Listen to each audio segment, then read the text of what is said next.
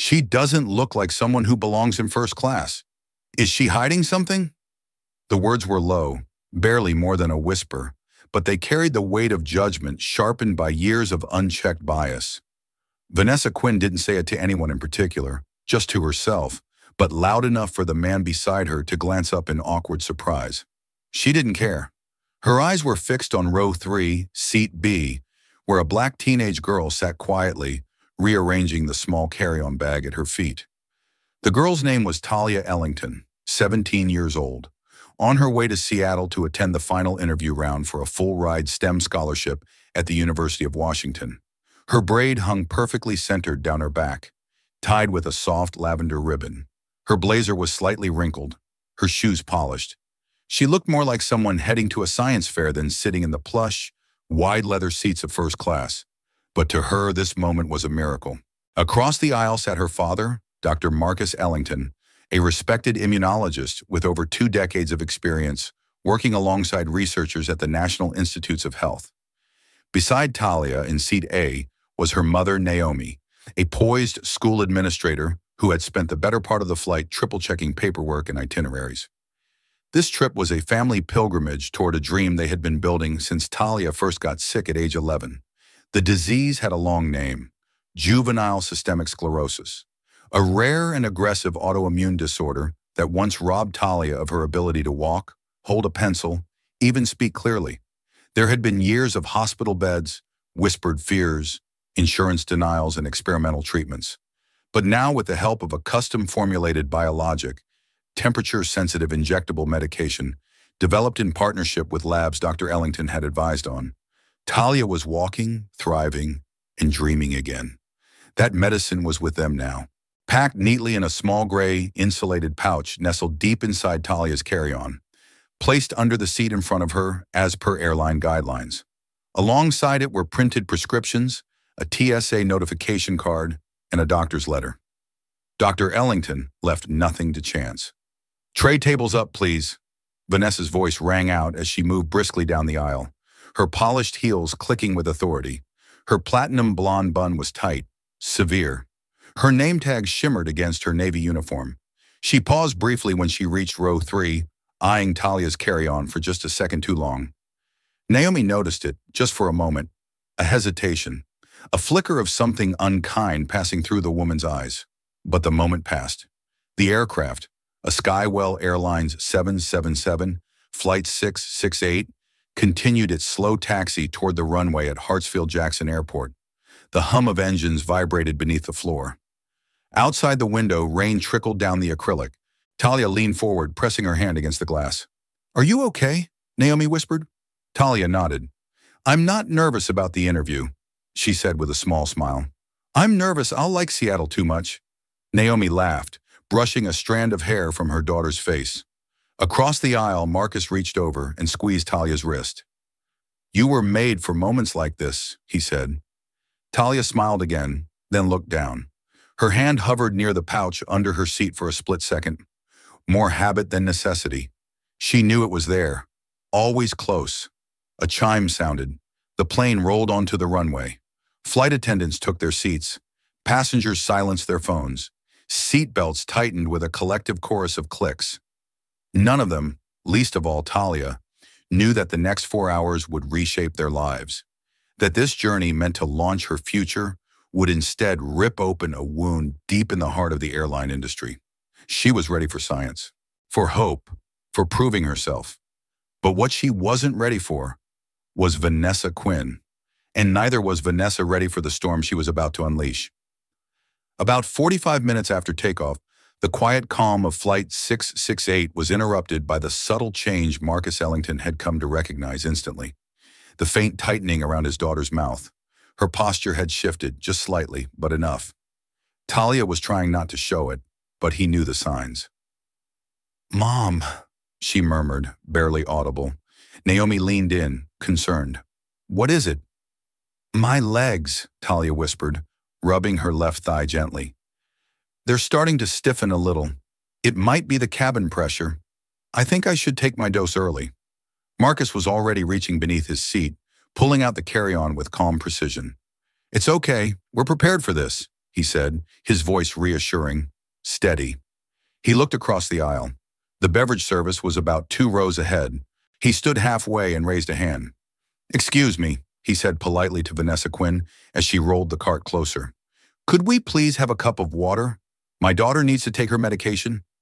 Vanessa turned, her expression unreadable. Her eyes flicked from Marcus to Talia, then to the carry-on bag that was now resting on Talia's lap.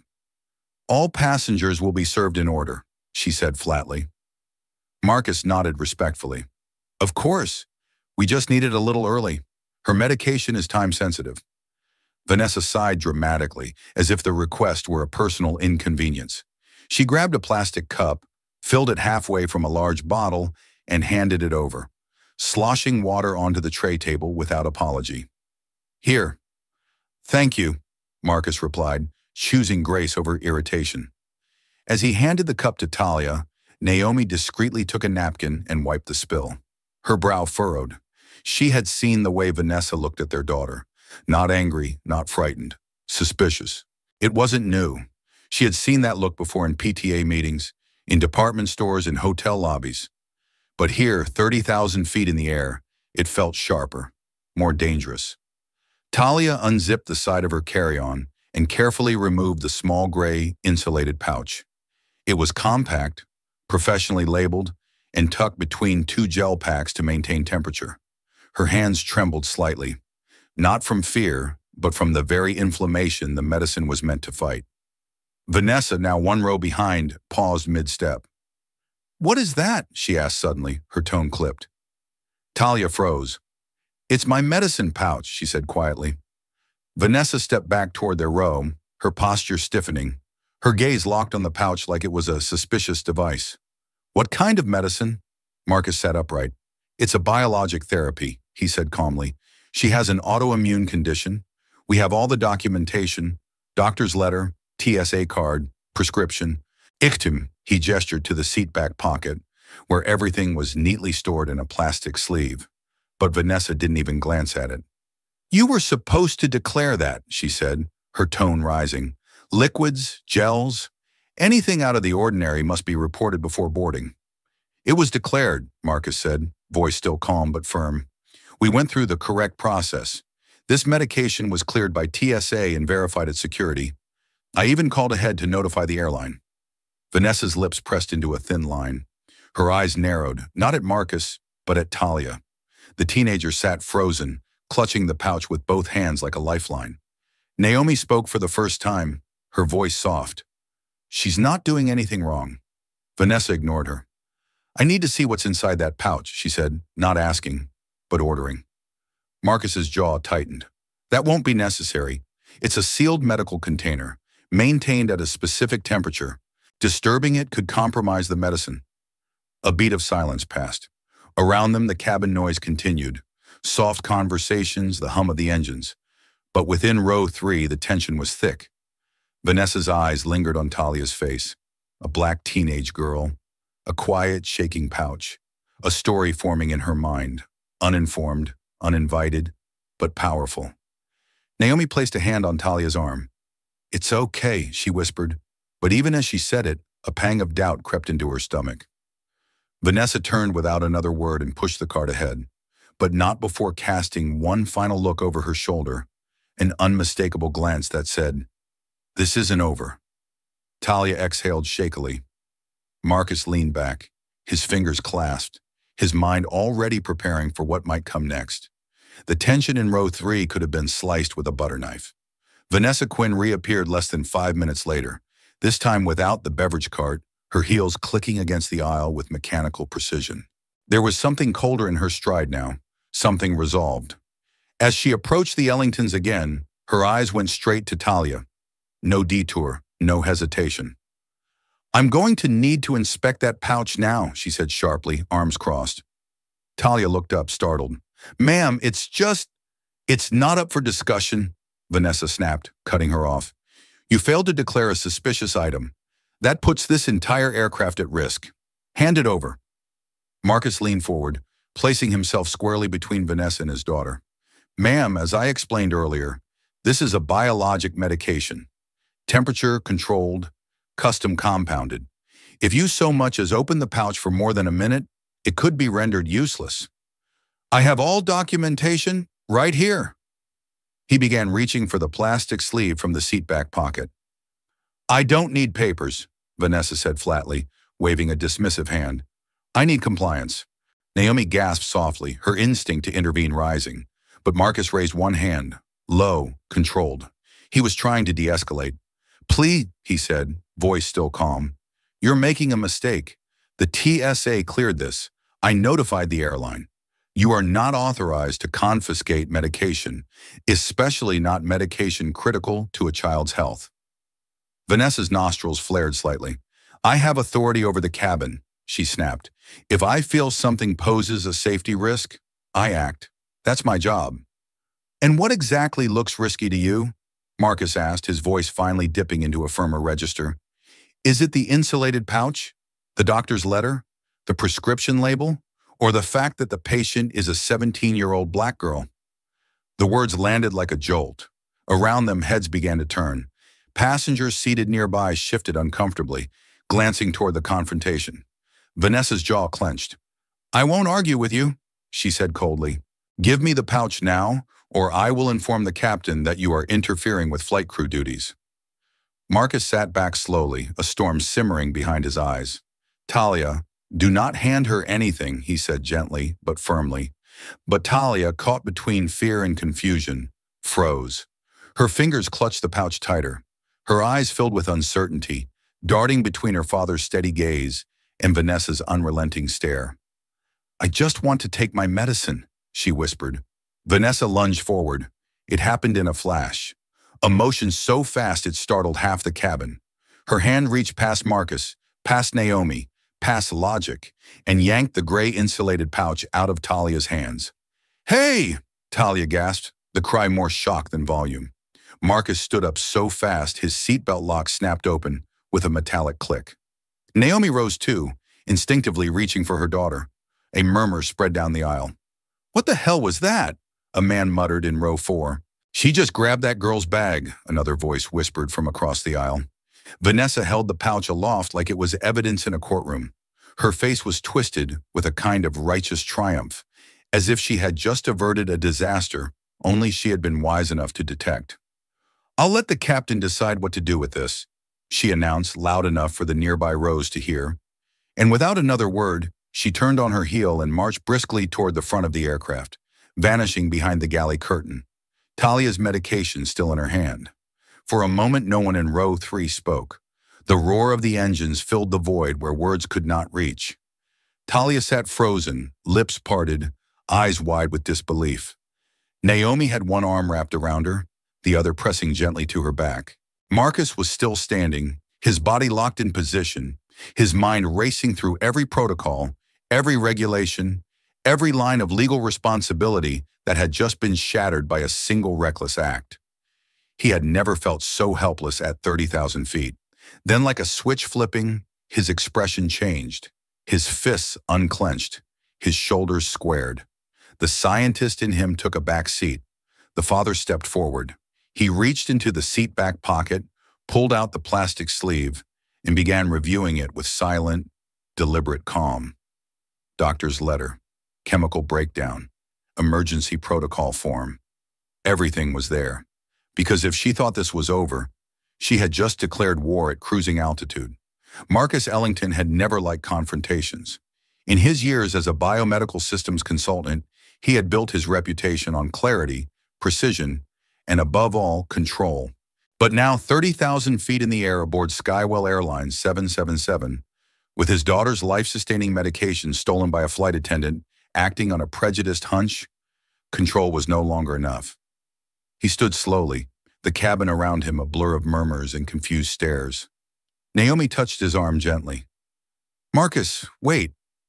I have to get it back, he said, his voice low but resolute. She does not get to walk away with that. As he moved toward the front of the plane, a middle-aged white man across the aisle reached out and touched his sleeve. Sir, the man said, his voice calm but firm, be careful. That woman's on a power trip. I saw what she did. It was way out of line. Marcus paused, locking eyes with the man. There was no mockery in his tone, no empty sympathy, just clarity. Marcus gave a small, appreciative nod. "Thank you." Passengers around them were no longer pretending not to watch. Some leaned into the aisle. A woman clutched her phone, clearly texting furiously. A child asked too loudly, "Why did the lady steal the bag?" Naomi pulled Talia closer. The girl's face was pale, eyes fixed on the curtain that had swallowed her medication. Her body shook, not just from the disease, but from fear, humiliation, and helplessness.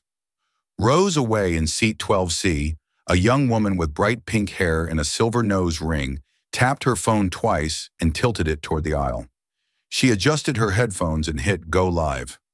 "Hey everyone, Justice Jessa here. You're not going to believe what I'm seeing on flight 668. She spoke softly, but with conviction. Her followers, used to activism and legal commentary, began piling into the stream. Within minutes, nearly 10,000 people were watching. Jessa narrated quietly. "So far, a black teenage girl's medicine has just been taken. Yes, taken, by a flight attendant. The father tried to explain, showed documents, and they ignored him. She literally just snatched the pouch. The plane is still mid-air, and now the dad is heading toward the front." Marcus reached the galley curtain and paused. He could feel every eye on his back. He knew what it looked like. A tall black man walking purposefully toward the front of a commercial airliner. He was wearing dark slacks, a fitted sweater, and his signature calm. But his jaw was clenched, his chest tight. Every muscle in his body screamed at him to storm through that curtain, to shout, to demand justice. But that was not the move. No, not yet. He took a slow breath and pushed through the curtain. Behind him, the whispers in the cabin grew louder. "Did you see that? Someone should do something. I think he's the girl's dad. I would have snapped if it were my kid." Back in seat 12C, Jessa was narrating. "Okay, he just went to the galley. I'll keep this running. Don't worry, I'm being discreet." She flipped the camera briefly to show her own face. "And before anyone accuses me of being dramatic, I have 3 bar-certified lawyers in the chat right now confirming that this crew is treading on dangerous legal ground." A man 1 row behind her, wearing business casual and AirPods, leaned in slightly. "Are you recording?" he asked. "Live streaming," Jessa replied, not missing a beat. "Big difference. This isn't going away." Meanwhile, near the front of the aircraft, Marcus stepped into the galley. What he saw there would stay with him forever. Vanessa Quinn stood with another flight attendant, older, likely the lead, arguing in hushed, frantic tones. In Vanessa's hand was the gray pouch, still intact, but dangerously close to the sealed trash chute. "She refused to show me anything," Vanessa hissed. "They were acting sketchy. I think it's something dangerous." The older flight attendant, whose badge read Linda, looked uneasy. "But she's a minor. If it's medication—" "You don't know that," Vanessa interrupted. "Look at them. Look at how he talked back." Marcus stepped forward. Both women froze. The expression on Vanessa's face contorted into something defensive, almost smug. "You're not allowed in here," she barked. "This is my daughter's medication," Marcus said evenly, "and you're about to destroy it based on a stereotype." Linda, visibly rattled, opened her mouth to speak. But before she could, Vanessa reached for the disposal latch. "No!" Marcus's voice filled the narrow galley like a cannon blast. Behind him in the cabin, the curtain rippled from the echo. "No!" Marcus's voice echoed sharply in the confined galley, slicing through the narrow space like a blade. Vanessa's hand froze on the disposal chute latch, but only for a heartbeat. With a flick of her wrist and a final glance of defiance, she released the lever and dropped the gray pouch into the sealed metal opening. There was a soft metallic clink as the insulated case struck the bottom of the chute, followed by the quiet mechanical whir of it, sliding out of reach into the belly of the plane. Gone into the pressurized trash compartment that could only be accessed from the outside post-landing under strict protocol. It was gone. Marcus stood frozen, one hand still extended mid-motion, as if he could somehow reach into time and pull the pouch back. But it was too late. The one thing his daughter needed to stay healthy, to walk, to breathe without pain, it had just been discarded like garbage. Vanessa turned to face him, her arms crossing in cold satisfaction. It's been disposed of per FAA guidelines for unidentified substances, she said, her voice devoid of remorse. The safety of the passengers must come first. Marcus didn't respond immediately. His body was still, his breath shallow, but his mind was already processing, recalibrating. Years of medical training kicked in. Not just the biology, but the bureaucracy. He knew what that pouch contained. He knew the consequences. He also knew the regulations better than this woman did. When he finally spoke, it was not a shout. It was a whisper weighted with fury. What you just destroyed was 4 pre-filled syringes of a biologic compound developed to treat systemic juvenile scleroderma. Custom compounded, temperature sensitive. That pouch was insulated with medical-grade gel packs and clearly labeled. He pulled out the plastic sleeve, holding it in front of her like a mirror to her ignorance. Here's the doctor's letter, the TSA notification, the prescription history, the compound's chemical breakdown. All of it was cleared before boarding. Vanessa's smugness faltered, but only slightly. You refused to cooperate. I offered you the paperwork 3 times, Marcus said, louder now. You refused to look. You saw a black family, you saw a sealed pouch. And instead of asking questions, you made a judgment call based on your own bias. Linda, the lead flight attendant, took a slow step back, her face pale. Wait, was that really medication? Marcus turned to her, eyes blazing. Not just any medication. That drug costs over $18,000 to replace. It takes 5 days of specialized compounding in a lab outside Baltimore. There is no substitute. My daughter's entire immune protocol depends on that sequence of doses, delivered precisely.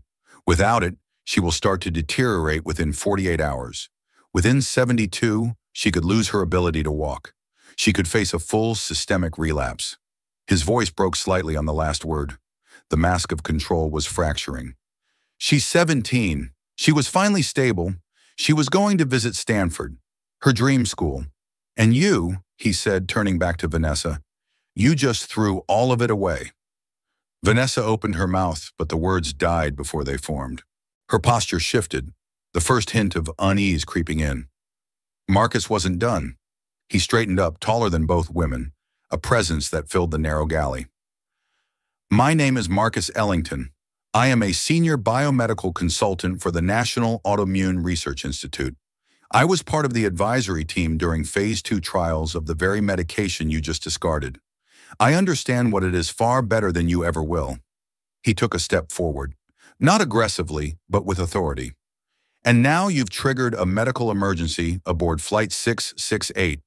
You've violated federal regulations regarding medical transport, ADA protections, and knowingly placed a minor passenger at risk. Linda looked between the two of them, alarm rising on her face. We need to tell the captain. Oh, we will, Marcus said, his voice steady now. You're going to call your captain. Right now. You're going to report that you have created a health crisis mid-flight, and you're going to tell him that if this aircraft doesn't divert, you are risking far more than a delay. He pulled his phone from his pocket and began tapping rapidly. Who are you calling? Vanessa asked, suddenly wary.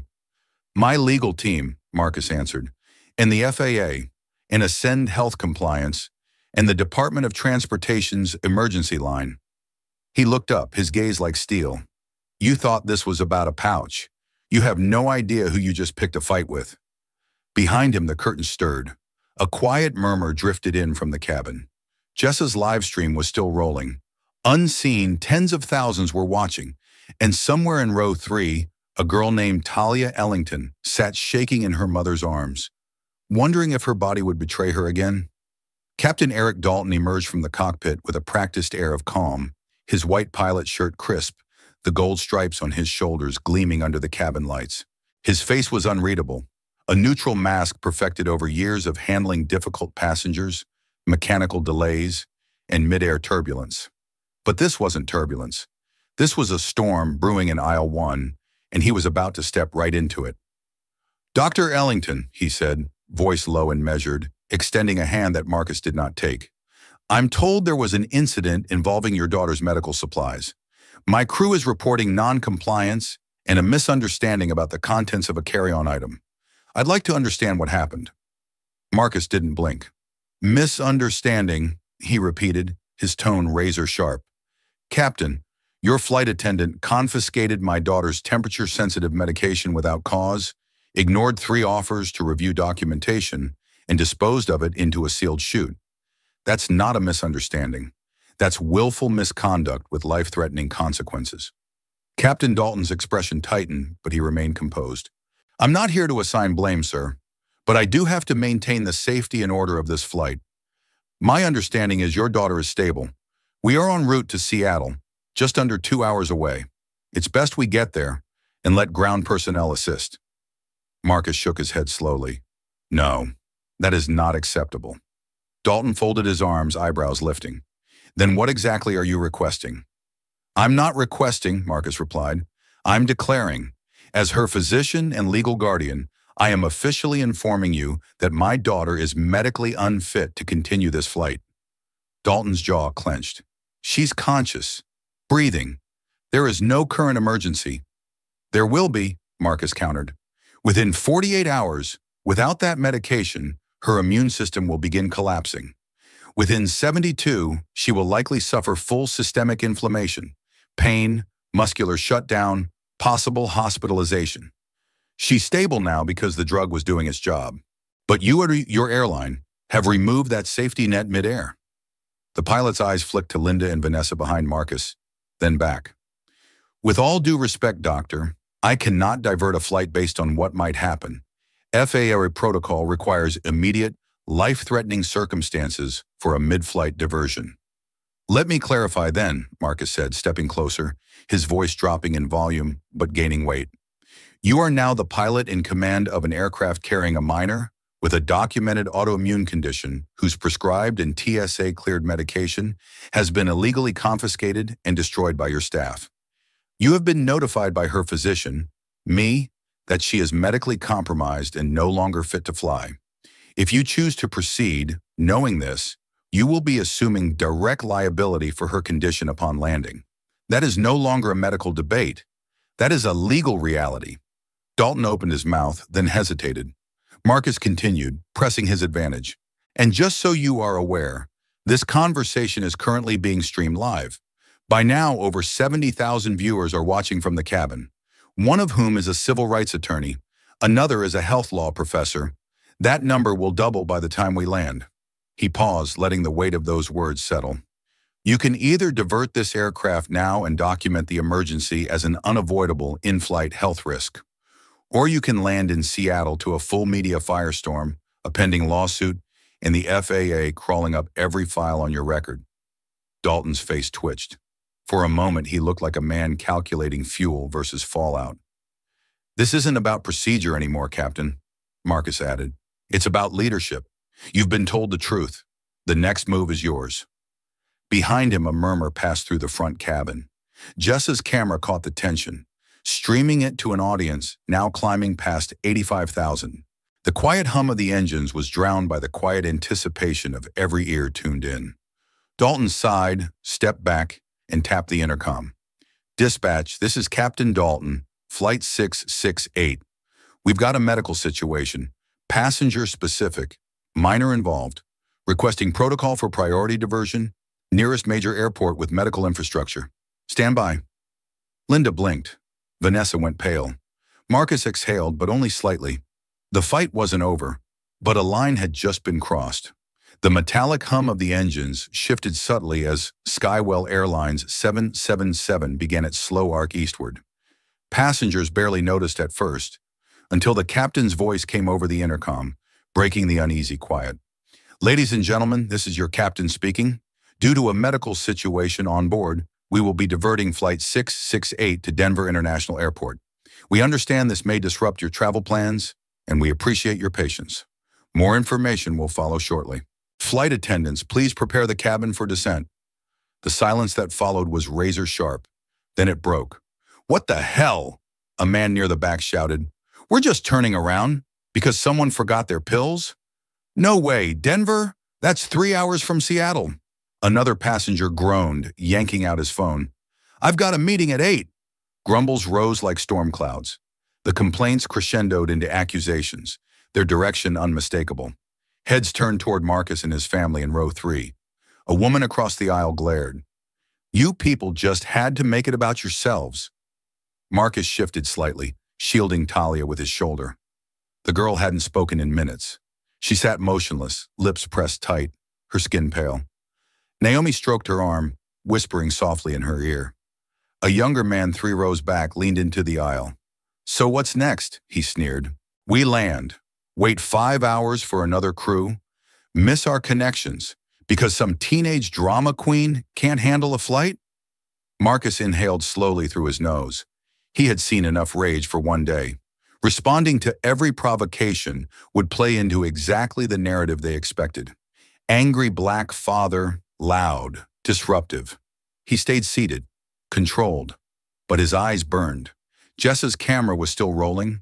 Her live stream had now surpassed 100,000 viewers. "This is what it looks like," she murmured softly to the stream. "The backlash, the real faces behind polite smiles. Keep watching." Then from the other side of the aisle, a voice rose. Calm, gravelly, deliberate. "That's enough." It was the man from seat 4A, gray-haired, late 60s, dressed in a denim jacket and worn khakis. He stood, steadying himself on the seat back, and turned to face the cabin. "I saw what happened," he said. "That flight attendant grabbed the girl's bag without warning. No one was aggressive, except her." Several heads turned. "She took that medicine like it was contraband, and then she threw it away without asking a single question. I don't care what your politics are or how late your meeting is. That's not how you treat people." A younger woman, maybe in her 20s, stood up 2 rows behind. She wore a sweatshirt that read, "Future Nurse." Her voice trembled slightly but was clear. "My little brother has Crohn's disease," she said. "He carries infusion meds too. If someone tossed his treatment mid-air, he'd be hospitalized in a day. This isn't drama. This is survival." The cabin wavered. Some passengers looked away. Some muttered under their breath. Others watched in silence. Marcus met the eyes of the older man and gave a subtle nod of thanks. He was still protecting Talia with his body, her head now resting on Naomi's lap, eyes fluttering closed. From the galley, Vanessa reappeared. Her posture was stiffer now, her movements jerky. She glanced at the murmuring passengers and tried to speak, but Linda intercepted her. "Not now," the lead flight attendant whispered, eyes firm. "You've done enough." The divide in the cabin had crystallized. One side clung to frustration and inconvenience, muttering about missed connections and overreactions. The other side, smaller but growing, saw something else. Saw a girl who hadn't spoken once. Saw a father who never raised his voice. Saw a system cracking in real time. Jessa turned her camera back to herself. "If you're just joining us," she said to her audience, "this flight was diverted after a flight attendant threw out a black teen's medication. Now strangers are standing up to defend her. Real courage doesn't always look like a protest. Sometimes it's a quiet old man in seat 4A. Back in row 3, Marcus took Talia's hand in his. She opened her eyes for a moment, glazed with exhaustion and fear. "I'm sorry," she whispered. He shook his head gently. "You have nothing to be sorry for." She nodded slowly, then turned her face into Naomi's side and closed her eyes again. Across the aisle, the older man sat back down, his presence still lingering. The girl in the nurse hoodie stayed standing, her hands balled at her sides. And for the first time since the flight began, Marcus allowed himself a single breath of relief. They were not alone. The wheels of Skywell Airlines 777 kissed the runway at Denver International Airport, with a muted screech sending a soft jolt through the cabin. The groan of displaced passengers, many of whom had already begun gathering their belongings, filled the air with irritation and impatience. For most on board, the flight was over, but for Marcus Ellington and his family, the real battle was just beginning. The voice of Captain Eric Dalton returned to the cabin speakers, now colder and more formal than before. "For the family seated in row 3, please remain in your seats. Airport medical personnel and airline representatives will be boarding shortly to speak with you. All other passengers, please disembark in an orderly fashion. Thank you for your cooperation." It was a deliberate message, a public isolation, an invitation for judgment, and the passengers took it. As the cabin door opened and the jet bridge connected, A wave of passengers surged forward, anxious to escape the inconvenience of delay. Many cast sharp glances toward row 3. One man muttered, "Thanks a lot, my whole weekend's screwed." A woman hissed, "Couldn't you people just deal with your drama at home?" Marcus stayed calm. Naomi gently gripped his wrist, her fingers tense. Talia remained silent, her body curled in the seat, the fatigue in her eyes deeper now than before. Then something shifted. Jessa, still streaming live, paused at their row. "I'm staying," she said calmly, camera angled up at her face. "They need witnesses. The world's still watching." Her stream now had over 130,000 viewers. The man from 4A stopped as well. "I gave my statement to the lead flight attendant," he said, glancing at Vanessa. "Told her what I saw. Told her you were calm and she was out of line." He looked at Marcus. "I'm Daniel Whitaker. I'm a lawyer. Civil rights. If they give you any trouble, call me." He handed Marcus a card. Then came the girl in the nurse hoodie. "I'm staying too," she said quietly. "If something happens on the ground, I want it recorded." With 3 passengers remaining behind, a quiet tension settled into the half-emptied cabin. A moment later, the doors opened again. 2 paramedics entered, calm, professional, their medical bags in hand. Behind them came a trio of figures, 2 stern-faced airline security officers and a middle-aged man in a loosened tie and badge that read, "Richard Myers, Skywell Airlines Operations." Trailing at the back, looking pale and brittle, was Vanessa Quinn. The lead paramedic, a woman named Rebecca, knelt beside Talia. "Hi, sweetheart," she said gently, placing a hand on the girl's wrist. "I'm Rebecca. Just want to check how you're feeling." While Naomi assisted with medical information, Marcus stood and faced the corporate trio. "Dr. Ellington," Myers began, his tone polished and corporate, but his eyes calculating.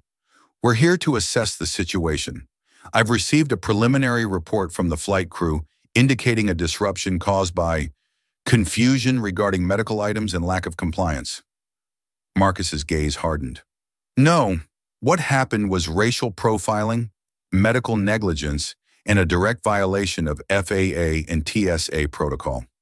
And thanks to multiple eyewitnesses and a live broadcast currently streaming to 130,000 people, I don't think confusion is going to hold up." Myers blinked. Vanessa stepped forward. Her voice trembled slightly. "He threatened me." His tone was aggressive. "They had an unidentified pouch. I was following safety policy." "No, you weren't," Marcus said, voice low but firm. "You never asked to see documentation. You snatched the bag from my daughter's hands. And when I offered to show you a doctor's letter, a TSA notification card, and a prescription, you turned away." He turned to the paramedics. "That pouch contained 4 syringes of a biologic compound. It was custom compounded and temperature sensitive. That bag cost $18,000. But more importantly, it held my daughter's stability, her future." He turned back to Myers and Vanessa. "And she threw it away, with no protocol, no verification, just a snap decision rooted in bias." Myers opened his mouth but said nothing. Vanessa's face had gone pale. The security officers looked at each other uneasily. Marcus continued. "You want to talk about disruptions? The only disruption here was your employee's ego and prejudice." "Sure." He pulled out Daniel Whitaker's card and held it up. "Here's your legal context. A civil rights attorney who witnessed the entire incident. And here," he gestured to Jessa, "is your public record. A live video archive showing your staff ignoring procedure and escalating a non-issue into a full-blown medical emergency." The cabin had gone completely silent. Myers swallowed. "Dr. Ellington, what do you want us to do?" Marcus didn't hesitate. "First, my daughter needs immediate hospital evaluation. You will provide private medical transport to University of Colorado Hospital. Their rheumatology team is one of the best in the country. Second, you will book and cover accommodations at a hotel near the hospital for as long as medically necessary. Third, Skywell Airlines will cover all medical expenses related to this incident: transport, care, specialists, and follow-ups. That is the baseline, and it is non-negotiable." Rebecca, the paramedic, looked up.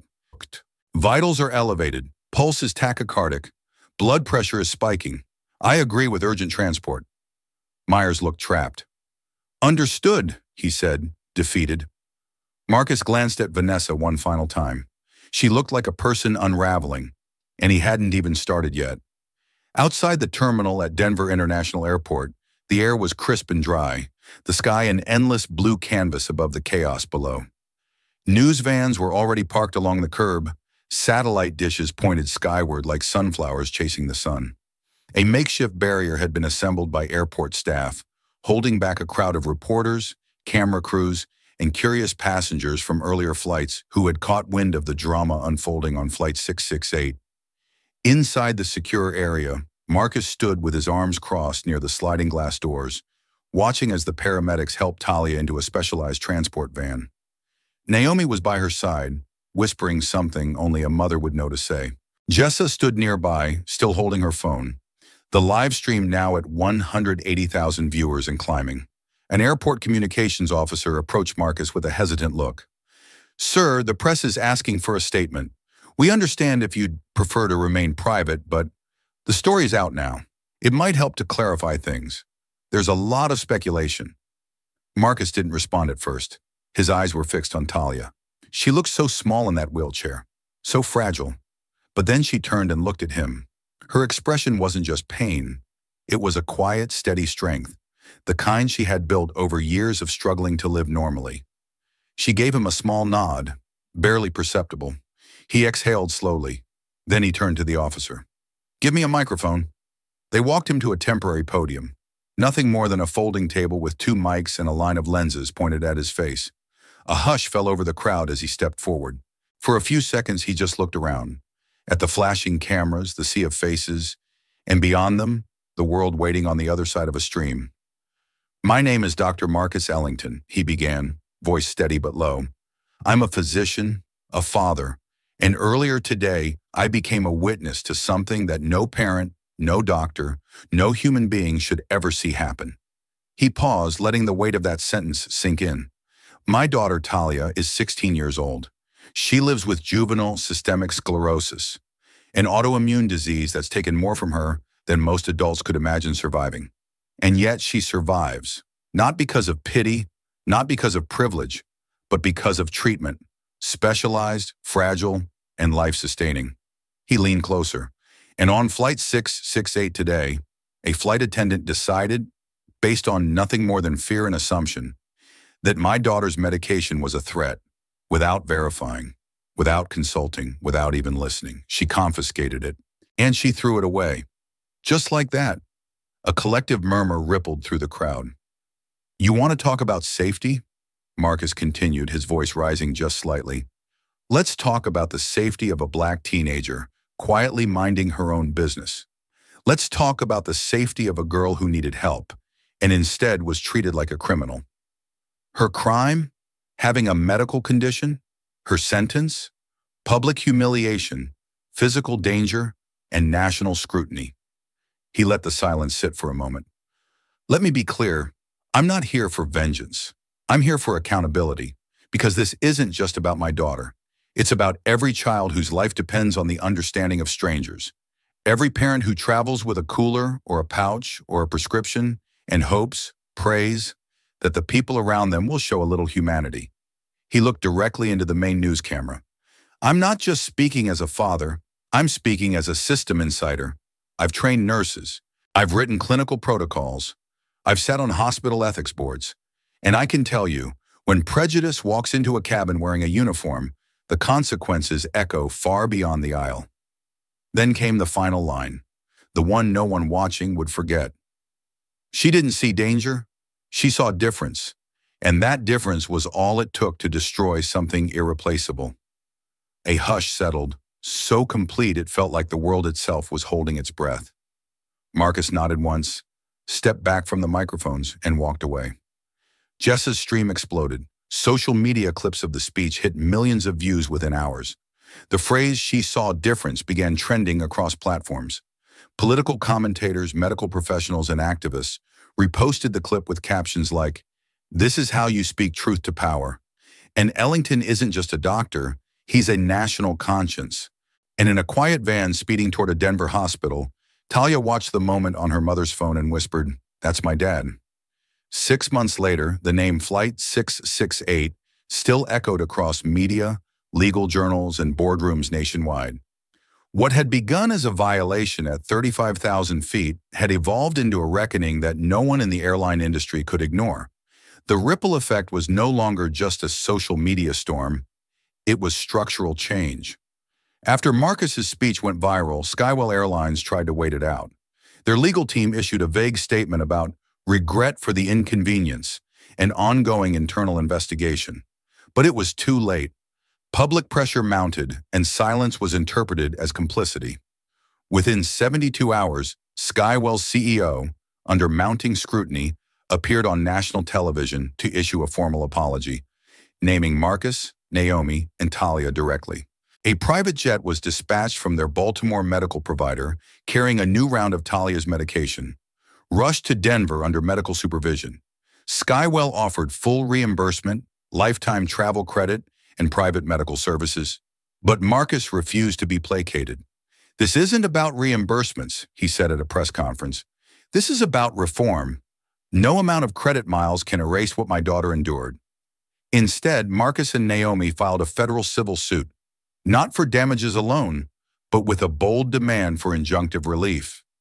Backed by civil rights attorney Daniel Whitaker and a growing coalition of healthcare and disability advocates, they sought a court-ordered restructuring of Skywell Airlines' internal protocols. The case became a flashpoint. During discovery, documentation surfaced that revealed Skywell had received prior complaints about Vanessa Quinn, 3 separate passenger reports citing inappropriate confiscation of items from minority travelers. Each complaint had been resolved internally with no further action. Now that inaction became a key liability. Vanessa, once smug and self-righteous, was terminated within a week of the documents going public. Her name was dragged through national headlines. Internet forums dubbed her the bag snatcher. She disappeared from social media. Job applications were rejected. A woman once feared for her authority in a cabin was now feared for her reputation outside of it. Meanwhile, something extraordinary was happening elsewhere. As Talia regained her strength, her story inspired a wave of action. Stanford University, having seen the widespread coverage, personally reached out to the family. Not only was her provisional scholarship reinstated, but she was offered a slot in a prestigious summer astrophysics program. A handwritten letter from Dr. Ann Reyes, a renowned astrophysicist, arrived at the Ellington home. "You've already stared down the universe and didn't blink. Our lab needs minds like yours." Talia cried when she read it. So did Marcus. But the Ellingtons weren't finished. Together they founded a nonprofit, One Bag, One Life Foundation, dedicated to protecting the rights of patients with rare or life-threatening conditions during travel. The organization provided travel kits, legal guidance, and a 24-hour emergency hotline for families transporting critical medical supplies. In its first 3 months, it assisted over 200 families across 6 states. Skywell Airlines, after losing the suit and suffering a staggering stock dip, was court-ordered to implement mandatory training for all 22,000 customer-facing employees. The program, designed with input from Marcus, Naomi, and several patient advocacy groups, was called the Talia Protocol. It covered implicit bias, medical accommodation rights, emergency response for chronic illness, and emotional de-escalation techniques. Marcus stood at the launch of the first training seminar, addressing Skywell's new hires. "You won't remember every face that boards your aircraft," he told them, "but someone will always remember how you treated them. Your power is not just in rules, but in how you choose to see people." The legacy had taken flight. As for Vanessa Quinn, her final public sighting came in a deposition hearing. Her appearance was gaunt, her expression hardened by months of scrutiny. When asked by the Ellingtons' attorney if she had any final statement, she hesitated. Then in a whisper she said, "I thought I was protecting the plane." "No," the lawyer replied. "You were protecting your prejudice." And that, ultimately, had been the story all along. It wasn't about a bag. It was about a system that could be tipped into cruelty with one judgmental glance. But it was also about how that system, when confronted with truth, compassion, and unrelenting courage, could be reshaped. Marcus often returned to that thought in the quiet hours of the night. Not to relive the anger, but to remember the moment he took his daughter's trembling hand, looked injustice in the face, and said, "Not today." Flight 668 did not just land in Denver that day, it landed in history.